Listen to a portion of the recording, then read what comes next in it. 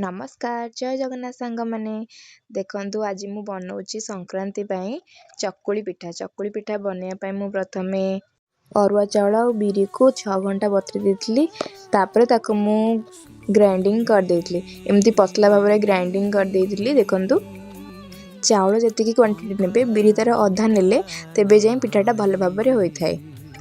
तापर मु ताको किछि घंटा छाड़ी देइथिली किछि घंटा छाड़ी देवा द्वारा आणटी भलसे फुली जाई थाए। तापर सेतरे मु स्वाद अनुसार लूण पकई देइथिली तापर एई भली भाव में गोले की टिके फेंटी देले पिठाटा बहुत भल भाव में हबो। तापर मु तावा बसई दिली तावा टिके गरम होला परे तेल देई सेतिरे आणटी को भल भाव में एमती गोल गोल बुलेबे जमा भी अपोजिट साइड रो बुलेबे नहले पिठाटा भांगी जाई पारे। एमती भाव में टिके तावा टिके बुलाई देले तेलटा चारिआडे पिठार चारिपटे लगिଯିब एमती चारिपटू साइड रू उठी जिवो भल भाव में पिठाटा उल्टी परिबो। एमती भाव में आउ गोटे मध्य पिठा कली। देखंतु मु सबु बेले जेतेबेले पिठा करे गोल हुए आज मो वीडियो कला बेलको ही एमती टिके साइड रू टिके टिके छाड़ी जाउतला। हो छाड़ देखंतु हमर सब पिठा रेडी आउ पिठा संगरे मु करथिली काबुल बुट तरकारी।